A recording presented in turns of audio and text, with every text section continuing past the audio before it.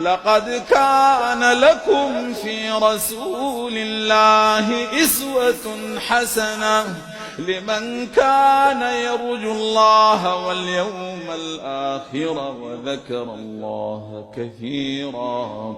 ولما رأى المؤمنون الأحزاب قالوا هذا ما وعدنا الله ورسوله وصدق الله ورسوله وما زادهم إلا إيمانا وتسليما.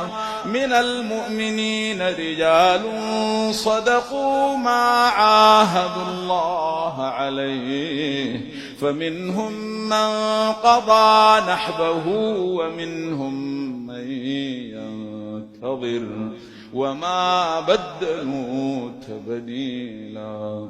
ليجزي